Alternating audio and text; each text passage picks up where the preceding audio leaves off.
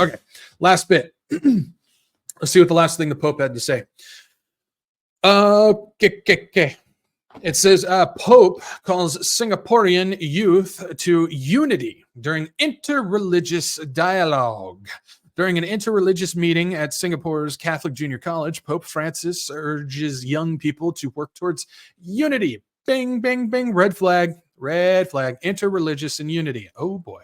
To become responsible citizens and to pass down what they have learned to future generations. On Friday, Pope Francis took part in an interreligious dialogue with young people, urging them to commit themselves to unity and hope among the youth of various faiths in Singapore. Some 600 participants from more than 50 schools and interfaith religious organizations attended the event. This marked Pope Francis's final event before his departure from Asia to Rome after his four-nation 45th apostolic journey abroad, which brought him to Indonesia, Papua New Guinea, and Timor-Leste. Gotta love going to the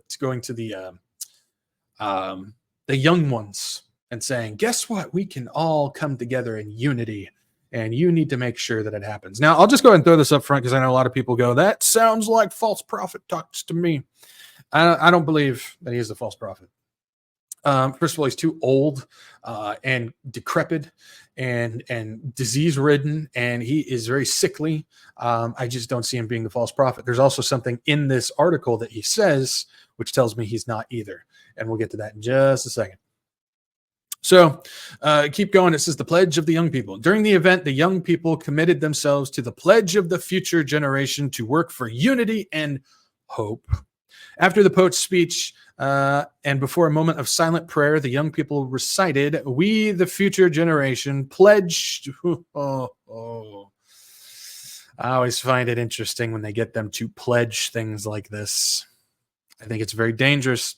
It says the young people recited, "We, the future generation, pledge to be a beacon of unity and hope for promoting cooperation and friendships that nurture the harmonious coexistence between people of diverse beliefs. One world religion, one world religion."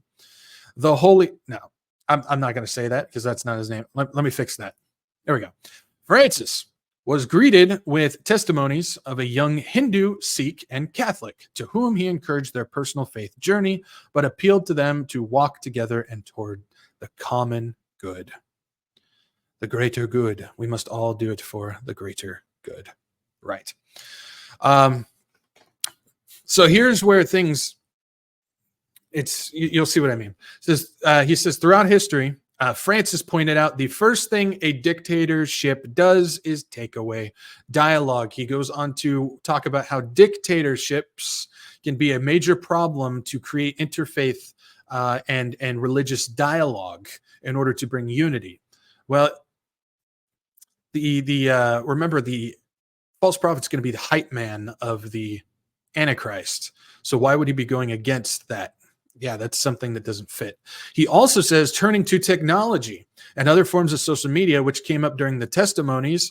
The Pope called these tools useful, but warned against becoming enslaved by them. Again, I think it's fascinating that he's going against dictatorship and technology, two things that seem to fit what the Antichrist is going to do. So I kind of look at that and go, and that's more disqualifications for him being the false prophet. Not to mention, most people hate the guy. Even many in the Catholic Church hate him. How many cardinals have come out against him and they've been pushed out? It just, yeah, that's the false prophet isn't going to be, a hated guy like that. So I don't believe that he fits the rule on that. Let's go ahead and finish this off though. This is where I wanted to focus specifically. It says, all children of God. Francis went on to invite those gathered to join him in prayer together for one another. May God bless all of us. And when time passes and you are not young people, but older and become grandparents, he urged, pass this on. God is God for all. And if God is God for all, he said, then we are all sons and daughters of God. All religions are paths to reach God, said Pope Francis. They are, to make a comparison, like different languages, different dialects to get there, but God is God for everyone.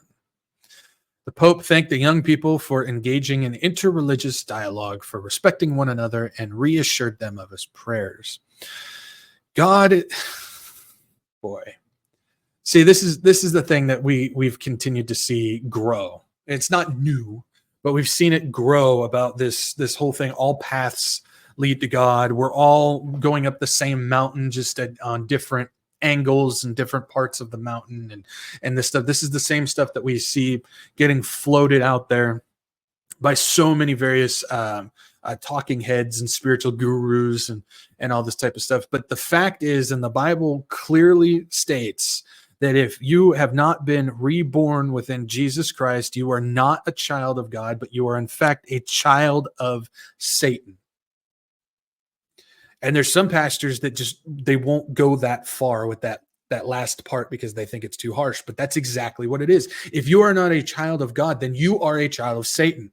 There's no other child that you can be, no other parent that you can be a child of. You're either for God or you're for Satan. If you are against God, then you're for Satan.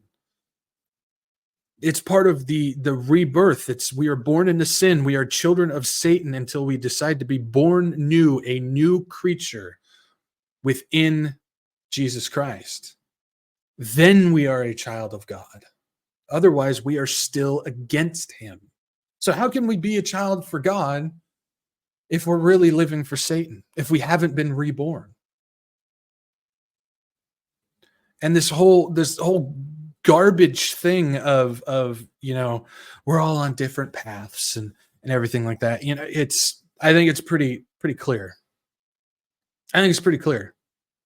John 14:6, Jesus said to him, I am the way, I am the truth, I am the life. No one comes to the Father except through me. It doesn't say I am one of the ways. I am part of the truth. It doesn't go. No. Jesus Christ is the way, not one of the ways, not a different path or a different version of it. No. He is the way. No one goes to the Father except through him. So if you're going up a side of the mountain that doesn't involve placing your faith and your trust within Jesus Christ, then you're not going to God. You're not. That's just how it is. That's how it's laid out. It's specific. Narrow is the way, not wide. If all paths lead to God, then that's a very wide path. But we have so many churches, quote unquote Christian churches, that are embracing this exact belief. Come on in, world. We can come together. That's why I warn all the time about these events and these speakers and these musicians that continue to team up with other faith and denominational groups that don't fit and follow the basic. Literally, this is point one of Christianity, and they can't even follow that. That's why I warn about this type of stuff. Because of things coming, again, if this is something that the Pope is saying, why on earth is the church saying it? It's the same thing that we see when I brought up with the politics thing. We're reciting the same garbage that the Pope is saying. And it's sneaking into the church, man. It is sneaking into the church, and it's getting worse, and it's getting worse. And is becoming more and more deceptive. Again, I could sit here and, Benny Hinn, Joel Osteen, Stephen Furtick, and all this type of stuff. But it's the ones that come out, like I did a thing on like Alan Didio and stuff. It's these guys. They're the dangerous ones. Again, this is kind of like the left-right thing when it comes to the political stuff. You look at somebody like Benny Hinn. You look at, that's like the left. Political, if you want to compare it to politics, that's like the left of the politics, but it's the left of the religious thing. It's like, oh, we can sit there and go, that's quite obvious. Don't be deceived by that. But it's the ones that are within our camp that are pushing the same idea, just dressed up in a very slick way that are the most dangerous. Somebody like Alan Didio, who says Joel Osteen and Benny Hinn and Jesse Duplantis are his brothers, and they are not false teachers. Yeah, bro, those guys aren't my brother. They are not brothers, and that's quite obvious. But it's the dangerous ones, because he says a lot of things that sound good, and if you're not listening, you just know. And there's more dangerous ones than Alan Didio too, that do it in a very, very under the radar type of way. We've got to be very careful. We have to be on alert, man. That's, again, this is the dangers of what we live in today, where it's just people don't realize the deception that's going on, because they continue to get told, just look at what the obvious stuff is. Just continue to look at what's going on with the obvious. And they completely bypass the more dangerous, slick, hidden stuff that's going on underneath, that those are the things that are the most dangerous. When Christ said, do not be deceived, that doesn't mean, hey, look at the obvious stuff that we can all figure out. No, that's more of a warning of, pay attention to what's going on in your own backyard that aligns with what you believe. Are you really listening to what they're saying, or are you just going with it because, hey, they're saying stuff that I like?